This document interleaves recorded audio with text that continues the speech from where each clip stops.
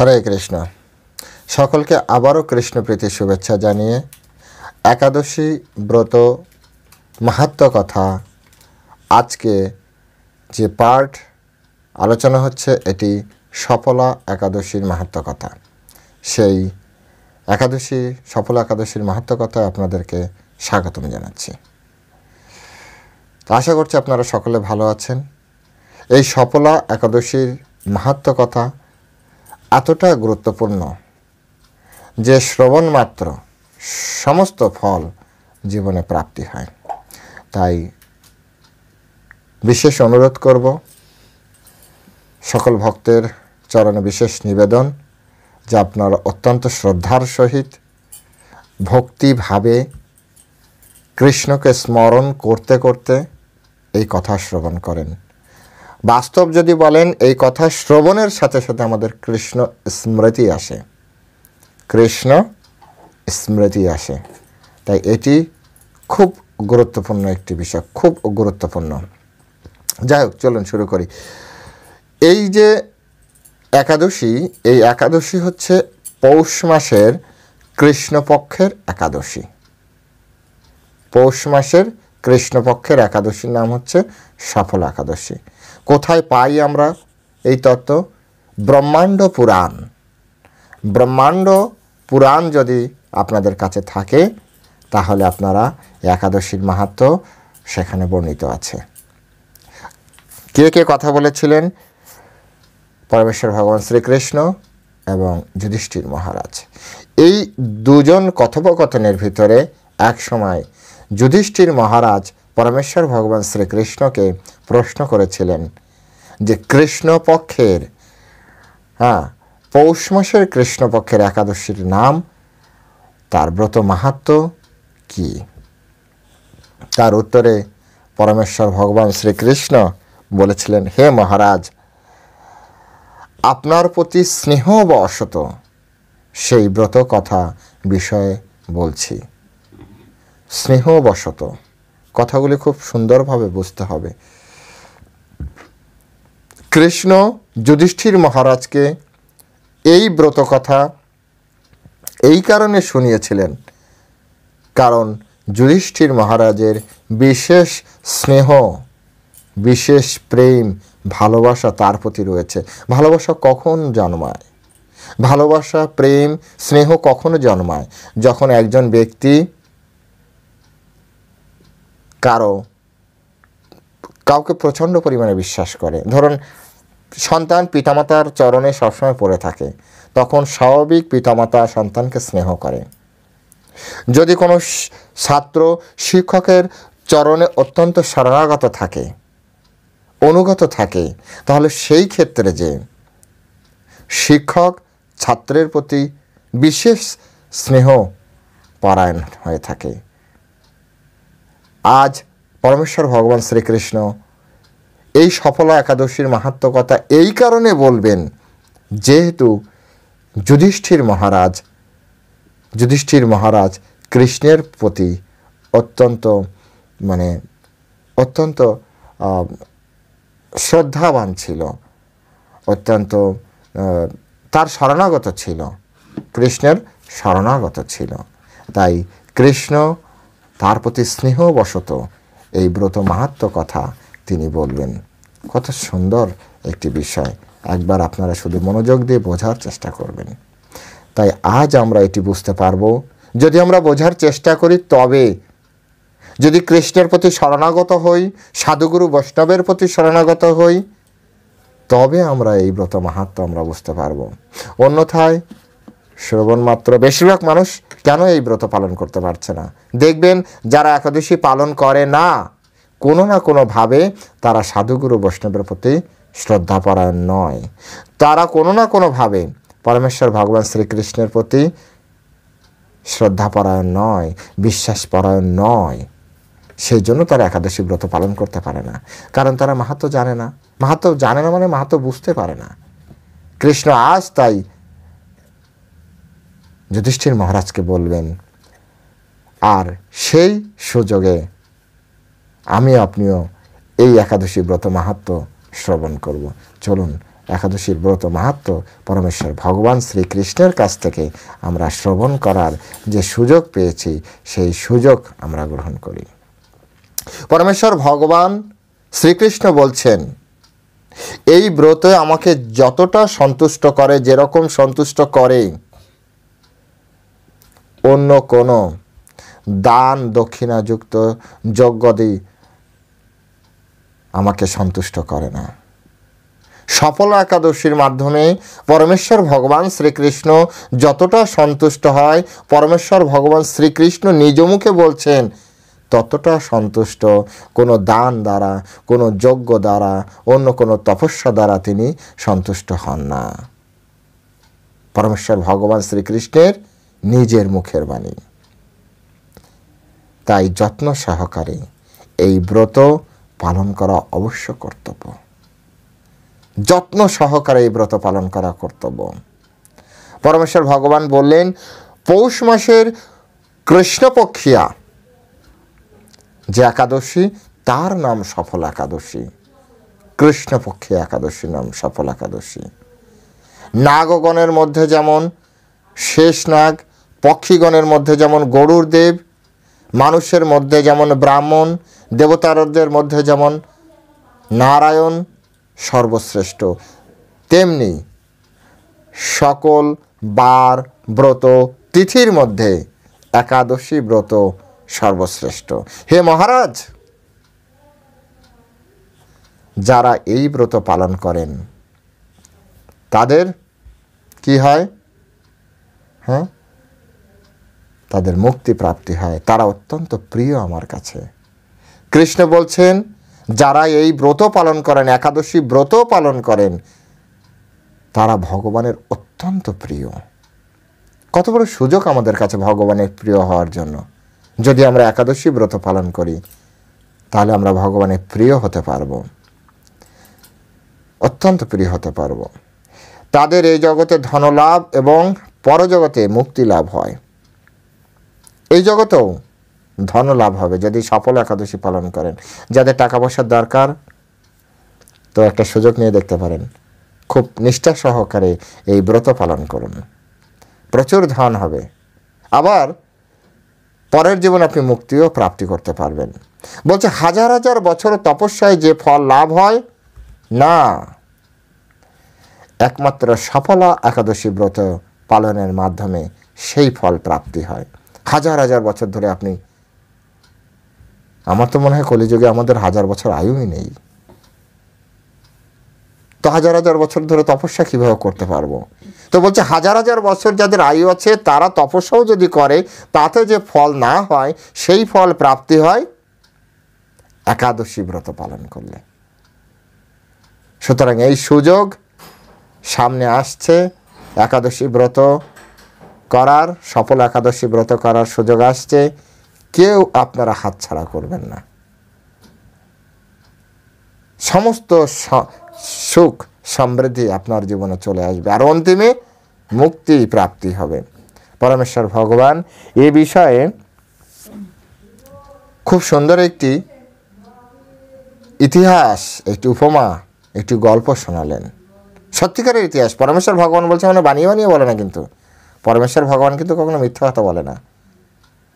পরমেশ্বর ভগবান সত্য কথা বলছে, ইতিহাস বলছেন। বলছে একটা ইতিহাস, মহিষ্মত নামে এক রাজা, প্রসিদ্ধ চম্পাবতী, রাজ্যের নাম হচ্ছে চম্পাবতী, চম্পাবতী নগরে বাস করতেন। এবং এই রাজার 4টা পুত্র ছিল। কয়টা পুত্র? 4টা পুত্র ছিল। কিন্তু তার জ্যেষ্ঠ পুত্র লুম্ভক সর্বদা পরস্ত্রী গমন করতেন, মদ্যপান করতেন, এছাড়া আরও অনেক অসৎ কর্মে সবসময় প্রবৃত্ত ছিল। রাজার ছেলে হলে মাঝে মাঝে দু একজন এরকম একটু হয়, মেনে নিতে হয়। যাই হোক, সে সর্বক্ষণ ব্রাহ্মণ, বৈষ্ণব এবং দেবতাগণের নিন্দা করত। এটা খুব খারাপ, কারো নিন্দা করা, তারপরে আবার ব্রাহ্মণ বৈষ্ণবদের নিন্দা করা, দেবতাদের নিন্দা করা অত্যন্ত খারাপ। পুত্রের এই আচরণে পিতা কি করলেন? তাকে রাজ্য থেকে বের করে দিলেন। এখান থেকে একটি শিক্ষা, পুত্র যদি অসৎ চরিত্রের হয়, পুত্র যদি বিশেষ বৈষ্ণব নিন্দুক হয়, বৈষ্ণব অপরাধী হয়, তো নিজের বংশ রক্ষার্থে, তার বংশের অন্যান্য মেম্বারদের বাঁচানোর জন্য, যেভাবে হাতে ক্যান্সার হলে হাত কেটে ফেলে দিতে হয়, শরীরের কোনো অঙ্গে যদি খুব দুরারোগ্য ব্যাধি হয় সে অঙ্গ কর্তন করে ফেলে দিতে হয়, ঠিক তেমনি বংশ যদি এমন কোনো সন্তান তৈরি হয় যে সন্তান সম্পূর্ণ বংশকে ধ্বংস করে দিবে, তাহলে সেই সন্তানকে ত্যাগ করতে হয়। এখান থেকে সেটা শিক্ষা। মহাভারত থেকে আমরা একটা শিক্ষা নিতে পারি। মহাভারতে দুর্যোধন যেদিন জন্মগ্রহণ করেছিল, ফার্স্ট দুর্যোধন যেদিন জন্মগ্রহণ করেছিল, সেই দিন সারা পৃথিবী জুড়ে মানে কাক, শিয়াল, কুকুর, এমন বাঘ এমন ভয়ঙ্করভাবে চিল্লাচ্ছিল, এমন ভয়ঙ্করভাবে চিল্লাচ্ছিল। এই দশা এবং আবহাওয়া এত মানে হয়ে গিয়েছিল, এই দশা বিচার করেছিলেন কৃপাচার্য, পিতামহ ভীষ্ম। এরা অত্যন্ত বড় মাপের জ্ঞানী ব্যক্তি ছিলেন। এই যে ব্যক্তি, এনার অত্যন্ত, তখন ধৃতরাষ্ট্রকে বলেছিল যে ধৃতরাষ্ট্র, তোমার তো 100টা পুত্র হয়েছে, তুমি এই সন্তানটিকে বলিদান করো, কারণ এই সন্তানটার জন্মের যে লক্ষণ, এ বংশের জন্য কখনোই ভালো কিছু বয়ে নিয়ে আসবে না। এমন হতে পারে এর কারণে সমগ্র বংশ নষ্ট হয়ে যাবে, কুরু বংশ নষ্ট হয়ে যাবে, একে তুমি বধ করো। আর তখন তো সবে ছোট শিশু, কিন্তু ধৃতরাষ্ট্র, এটা সকলেরই হয়, আমাদেরও, পুত্র স্নেহে এতটাই এমনিতে অন্ধ ছিল, এতটাই অন্ধ হয়ে গেল, না এ আমার কোলে প্রথম এসেছে, আমার জ্যেষ্ঠ পুত্র। বলছে, আরে তোমার আরও 99টা সন্তান থাকবে, তুমি একটা ছেলেকে বলিদান করো। দেয়নি। ভবিষ্যৎ কি হলো? এক দুর্যোধনের কারণে সমগ্র কৌরব বংশ ধ্বংস হলো। তো সাধুগুরু বৈষ্ণবদের কথা মান্যতা বা সাধুগুরু বৈষ্ণবদের অপমান, এটা ভালো নয়, এটা ভালো নয়। তাই পিতা যেহেতু তৎকালীন সময় রাজা, যেহেতু এখানে পরিচয় করে দিচ্ছে অত্যন্ত প্রসিদ্ধ রাজা, মানে ধার্মিক রাজা, তাই ধর্মতত্ত্ব জানেন। আর ধর্মতত্ত্ব জানার পরে যে ব্যক্তি যে বৈষ্ণব নিন্দুক, দেবতা নিন্দুক, পরস্ত্রী মানে অসৎ কর্মে লিপ্ত, সেই সন্তানকে এই কারণে রাজ্য থেকে বের করে দেওয়া উচিত। অনেকে বলবে যে পিতা হিসেবে এত কঠিন একটা কাজ করা হলো, কিন্তু না, রাজ্য বাঁচানোর জন্য, নিজের বংশকে বাঁচানোর জন্য, অন্যান্য বংশের মেম্বারদের বাঁচানোর জন্য রাজার এই ডিসিশন অত্যন্ত গুরুত্বপূর্ণ। এখান থেকে শিক্ষাও আছে আমাদের, এই শিক্ষাটাও গ্রহণ করতে হবে। তো পুত্রের এই আচরণে ক্ষুব্ধ হয়ে রাজা কী করলেন? তাকে রাজ্য থেকে বের করে দিলেন। স্ত্রী, পুত্র, পিতা, মাতা, আত্মীয় স্বজন পরিত্যক্ত হয়ে সে এক গভীর বনে প্রবেশ করল, গভীর বনে প্রবেশ করল। সেখানে কখনো জীবহত্যা, কখনো চুরি করে জীবনযাপন করতে লাগলো, জীবন ধারণ করছে, জাস্ট সারভাইভ করছে, লাইফটাকে টিকিয়ে রাখছে।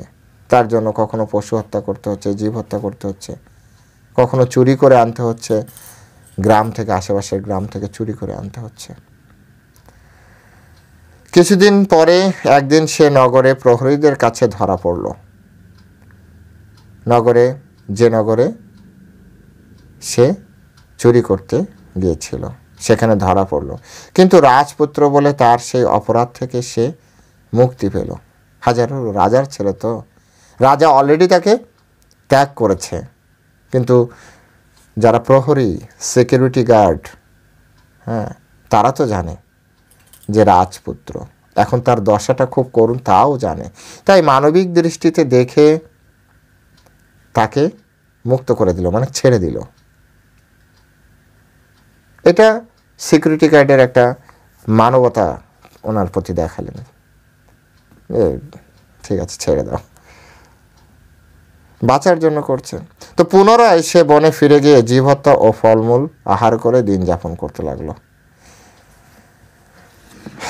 তারপরে ওই বনে, যে বনে তিনি বসবাস করতেন, দেখুন দৈব কেমনভাবে কাজ করে। পূর্বজীবনে যদি কিছু ভালো কাজ করে তাহলে দৈব এভাবে কাজ করে। ওই বনে বহু বছরের একটা পুরানো বিশাল অশ্বত্থ বৃক্ষ ছিল, অনেক বছরের পুরানো একটি অশ্বত্থ বৃক্ষ ছিল, এবং সেখানে ভগবান শ্রী বাসুদেব বিরাজমান বলে বৃক্ষটি দেবত্ব প্রাপ্ত হয়েছিল। ভগবান বাসুদেব ওখানে থাকতেন, সেই জন্য বৃক্ষটি দেবত্ব প্রাপ্তি হলো। সেই বৃক্ষতলে পাপ বুদ্ধি লুম্বক বাস করত। ওই বৃক্ষের নিচেই এই লুম্বক বাস করত।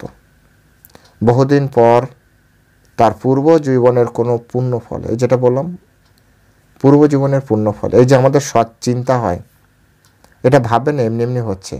পূর্ব জীবনের যদি কোনো পুণ্য স্বীকৃতি থাকে, সে তার ফলে আমাদের সৎ চিন্তা আসে। এই যে ভগবত বিষয়ক যে চিন্তা, এটা কিন্তু সমস্ত শাস্ত্র থেকে আমি বলছি, যতটা আমি পড়েছি, এ কিন্তু এমনি একবারে আসে না। এই পড়লাম, এটা করলাম, সেটা করলাম, আমি এরকম কিন্তু হবে না। পূর্ব জীবনের ব্যালেন্স, পুণ্যের ব্যালেন্স চাই, পূর্ব জীবনের স্বীকৃতি চাই।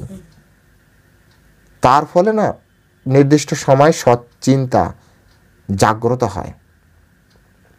ও এই যে লুম্বক যে ছিল, এই লুম্বকেরও পূর্বজীবনের কোনো পুণ্যের ফলে তার কী হলো, পূর্বজীবনের পুণ্যের ফলে সে একদিন তার এরকম সৌভাগ্য হলো।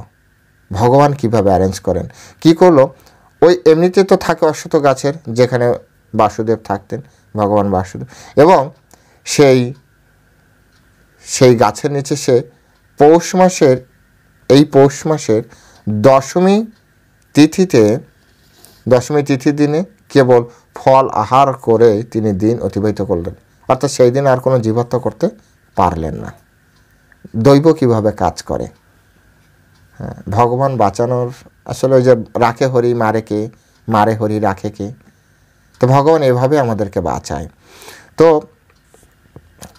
কত সুন্দরভাবে সে শুধুমাত্র ফলমূল খেয়েই দশমীতে থাকলো, আর একবার মাত্র খেতে পারলো। আর আমাদের শাস্ত্রে আছে একাদশী করার নিয়ম, একাহার অনাহার একাহার, অর্থাৎ দশমীতে একবার আহার, একাদশী ব্রতের দিন সম্পূর্ণ নিরাহার মানে পূর্ণ উপবাস, দ্বাদশীতে যেও একবার আহার। তো কত সৌভাগ্য, ফলে তার কি হলো, পুণ্যের ফলে সে কোনো না কোনোভাবে ম্যানেজ করে একবারই খেতে পারলো, দশমীতে একাহার হয়ে গেল। কিন্তু রাত্রিতে সেই সময় আবার শীতের পৌষ মাস, রাত্রিতে আবার প্রচণ্ড শীত অনুভব হলো। এই শীতের রাতে তার কি হলো, শীতের রাতে তার আর ঘুম হলো না, সে মৃত প্রায় রাত্রি যাপন করলো শীতের রাতে। কত ব্যাপার হচ্ছে দেখুন। পরের দিন সূর্যোদয় হলেও সে অচেতন হয়ে পড়ে রইল। সূর্যোদয় ভোরের দিকে আরও বেশি হয়েছে, ঠান্ডা হয়েছে, তখন অচেতন হয়ে গেছে। আর দুপুরের দিকে তার চেতনা ফুরল। দুপুরের দিকে যখন চেতনা ফিরল, ক্ষুধা নিবারণের জন্য সে অতি কষ্টে কিছু ফল সংগ্রহ করতে পারল। এরপর সেই বৃক্ষতলে এসে পুনরায় বিশ্রাম করতে লাগলো। রাত্রিতে খাদ্য অভাবে সে ক্রমশ দুর্বল হয়ে পড়ল। সে প্রাণ রক্ষার্থে ঈশ্বরের উদ্দেশ্যে ফলগুলি নিয়ে, হে ভগবান, আমার কি গতি হবে বলে অশ্রুপাত করতে করতে সেই বৃক্ষ মূলে, হে লক্ষ্মীপতি নারায়ণ, আপনি প্রসন্ন হন বলে ওই ফলগুলো নিবেদন করল।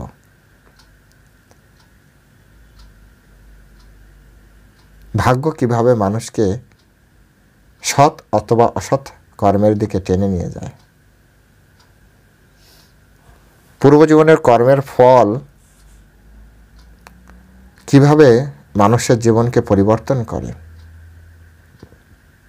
একে থাকে অশ্বত্থ বৃক্ষের নিচে, তারপরে দশমীর দিন কষ্ট করে একবার আহার করলো ফলমূল, একাদশী ব্রতের দিন এই একবারই হলো। আর সেই দিন কি করলো, ওই দিন তার এমন ভাব ভাবনার রাজ্যে কৃষ্ণ নিজে এলো। কৃষ্ণ নিজে এলো। কৃষ্ণ এটি বলেছেন, আমি পড়েছি এক জায়গায়, যে যদি তার ভক্ত কখনো কৃষ্ণকে ভুলেও যায়, কৃষ্ণ তার সেই ভক্তের স্মরণ পথে চলে আসে তাকে উদ্ধার করার জন্য। আজ লুম্ভকের সেই সৌভাগ্য তার মধ্য গগনে চলে এসেছে।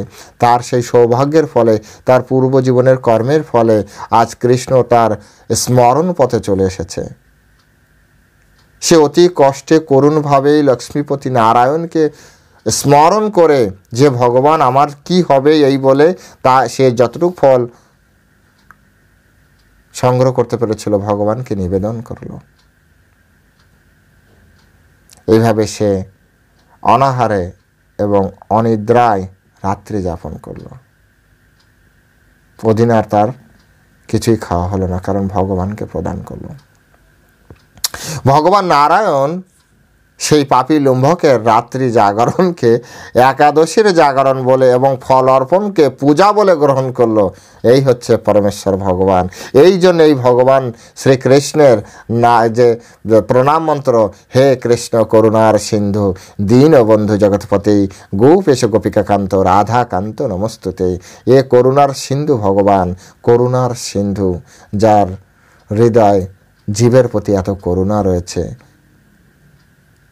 শীতের রাত্রে কষ্ট করে ঘুমাতে পারিনি, কিন্তু পরমেশ্বর ভগবান ঠিক করে নিলেন যে সারা রাত্র একাদশীর হরিবাসর জাগরণ হয়েছে। মনের আবেগবশত, দুঃখবশত, কষ্টের বশত, যদিও সৌভাগ্যের ফলে দৈবকৃত কর্ম, ভগবানকে ওখানেই অর্পণ করলেন যেখানে ভগবানের কোনো বিগ্রহ নেই। সেখানে ওই জাস্ট অশ্বত্থ গাছের দিকেই অর্পণ করলেন যে ভগবান আপনি এটা গ্রহণ করুন। ভগবান চিন্তা করলেন এটি আমাকে পূজা করে দিয়েছে। এ হচ্ছে পরমেশ্বর ভগবান। ভাবগ্রাহী জনার্দন। মনে যদি কৃষ্ণের প্রতি ভাব তৈরি হয়, কৃষ্ণ তৎক্ষণাৎ তা গ্রহণ করে। কিন্তু যদি ভাব না থাকে, প্রেম না থাকে, আপনার রাজভোগেও কোটি টাকার সম্পত্তিতে কৃষ্ণ ফিরে তাকাবে না। ভগবান চৈতন্য চরিতামৃতে খুব সুন্দরভাবে বলেছেন, ভক্তের অন্ন, কৃষ্ণদাস কবিরাজ উপস্থাপন করেছেন, ভক্তের অন্ন ভগবান কারি কারি খায়, অভক্তের কোটি থাকলেও ফিরে না তাকায়। ভক্তের অন্ন, শ্রীধর কলা বেচা শ্রীধর ভগবানের প্রতি অত্যন্ত অনুরক্ত ছিলেন। আর শ্রীধরের কাছ থেকে কলা বেচা শ্রীধরের যদি কখনো সুযোগ হয় চৈতন্য চরিতামৃত শোনাবো আপনাদেরকে। শ্রবণ করার যোগ্য একটি গ্রন্থ, বাংলা পয়ারে লেখা, খুব সুন্দর গ্রন্থ। জানি না ততটা সময় পাবো কিনা, কিন্তু যদি কখনো সময় পাই শোনাবো। যদি আপনারা সাথে থাকেন তাহলে তো আরো তাড়াতাড়ি ইচ্ছা করবে। তো যাই হোক, ভগবান কত কৃপালু। ভগবান সেই ফল প্রদানকে পূজা বলে গ্রহণ করলো। শীতের কষ্টে রাত্রি জাগরণকে হরিবাসর, একাদশীর হরিবাসরে জাগরণ বলে গ্রহণ করলো। আর এইভাবে অজ্ঞাত সারে লুম্বকের সফল একাদশীর ব্রত পালন হয়ে গেল। প্রাতকালে অর্থাৎ দ্বাদশীর দিন আকাশে দৈববাণী হলো। আকাশে দৈববাণী হলো, হে পুত্র, তুমি সফলা ব্রতের পূর্ণ প্রভাবে রাজ্য প্রাপ্ত হবে। সফলা ব্রত, ও জানতই না যে যেদিন ও একাহার করেছে ওদিন দশমী ছিল। লুম্বক জানতই না যেদিন সে অনাহার করেছে সেদিন একাদশী, সফল একাদশীর ব্রত ছিল। সে জানতই না যে আজ একাদশী ব্রত রাত্রিতে হরিবাসর করলে ভগবান অত্যন্ত খুশি হন। সে শীতের রাত্রে শীতের কষ্টে ঘুমাতে পারেনি, কিন্তু পরমেশ্বর ভগবান দেখলেন না, একাদশীর ব্রতে হরিবাসর করেছে সারা রাত্রে। কারণ যেহেতু একবার অনুনয় বিনয় করে ভগবানকে ফল তো একটা দিয়েছে, তার মানে কি এরকম হাজারো কথা, কৃষ্ণের কথা স্মরণ, কৃষ্ণের সাথে মনের ভাব আদান প্রদান, কৃষ্ণের সাথে যে কথোপকথন, এটা তো সারা রাত ধরে যতক্ষণ ছিল চলেছে। তাই পুরোটাই হচ্ছে কৃষ্ণের হরিবাসর তৈরি হয়েছে। এগুলো আমাদের বুঝতে হবে।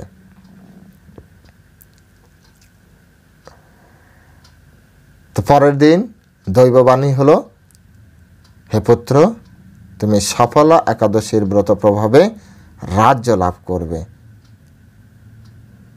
তো ভক্তগণ, যাদের জীবনে অর্থের প্রয়োজন, রাজ্যের প্রয়োজন, নিষ্ঠা সহকারে সফলা একাদশী ব্রত পালন করুন, সব পেয়ে যাবেন আপনারা। এই দৈববাণী শোনামাত্র লম্ভকের দিব্য রূপ লাভ করল। যদি আপনারা লম্ভকের মতো এরকম মনোভাব নিয়ে করেন, তাহলে সকলের রূপও দিব্য রূপ হবে। কিন্তু মনোভাবে যদি ফাঁকি থাকে তাহলে কিন্তু হবে না। তখন কিন্তু আবার আমাকে বলবেন না, আপনি বললেন সফলা একাদশী পালন করলাম, আমাদের রূপ তো চেঞ্জ হলো না। অনেকে আছে একটু কালো, তারা চিন্তা করছে আমরা এবার ফর্সা হয়ে যাব, দিব্যরূপ হবে। এটা সম্ভব যদি আমরা ও বিন্দুমাত্র কপটতা থাকবে না, এরকম অবস্থায় যে আমরা ভগবানের এই সফল একাদশী করতে পারি। চেষ্টা করে দেখুন, ভগবান অবশ্যই কৃপা করবে। এবং তার পাপ বুদ্ধি দূর হয়ে গেল, আমাদের পাপ বুদ্ধি দূর হয়ে যাবে যদি কপটতা না করি না। এ সব কিছু সত্য, কপটতার ফলেই প্রাপ্তি হবে না। যদি প্রাপ্তি না হয় তো আপনিই বুঝতে পারবেন যে ভিতরে কোথাও না কিছু একটু কপটতা আছে। বাসু ঘোষ গেছে না, গাও গাও পুনঃ গৌরাঙ্গের গুণ সরল করি এমন। মন যতক্ষণ না সরল হচ্ছে ততক্ষণ জীবনে প্রাপ্তি নেই, কৃষ্ণের কাছ থেকে তো প্রাপ্তি নেই। সুতরাং মনকে সরল করতে হবে, কৃষ্ণ যেভাবে বলেছে সেভাবে করতে হবে, ব্যাস। সমস্ত পাপ বুদ্ধি থেকে চলে যাবে। আপনি চাইলেও না কোনো খারাপ কিছু করতে পারবেন না, চাইলেও কোনো ভিতর থেকে খারাপ কিছু আসবেই না। কারণ ভগবান পুরো মানে কি বলা যায়, সার্জারি করে না, পাপের যে বিষয় যেটা বুদ্ধি, সেই নিউরন সেল কেটে দেবে, পাপ বুদ্ধিই থাকবে না ভিতরে। ভগবান পারে, এমন এমন অপারেশন করে দেবেন উপর থেকে বসে, আপনার ভিতরে কোনো খারাপ চিন্তাই আপনি করতে পারবেন না। ব্রেনের যে অংশ দিয়ে খারাপ চিন্তা আসে সেই অংশ ড্যামেজ করে দেবে। সবসময় ভালো চিন্তা করবেন, সবসময় ভগবানের চিন্তা করবেন, সবসময় মানুষের কীভাবে কল্যাণ হবে, ভগবানের কীভাবে সেবা করবেন, এই চিন্তা আপনার আমার ভিতরে আসবে। ভগবান অত্যন্ত কৃপালু, ভগবান অত্যন্ত পাওয়ারফুল, ভগবান সব পারেন। সে পুনরায় নিষ্কণ্ঠক রাজ্য লাভ করলো। আর এর ফলে কী হলো, যেহেতু ভগবানের কৃপা হলো, স্ত্রী পুত্র সহ কিছুকাল রাজ্য সুখ উপভোগ করার পরে পুত্রের উপরে রাজ্যের ভার দিয়ে সে সন্ন্যাস গ্রহণ করলো এবং অবশেষে মৃত্যুকালে সে অশোক অভয় ভগবানের কাছে ফিরে গেল। অশোক মানে কেন, সেখানে কোনো শোক নেই, অভয় মানে সেখানে কোনো ভয় নেই, এমন জায়গায় ভগবানের কাছে ফিরে গেলেন।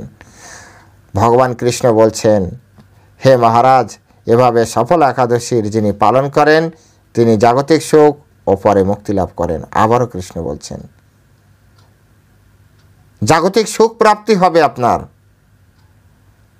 সুন্দরভাবে সফল একাদশী পালন করুন।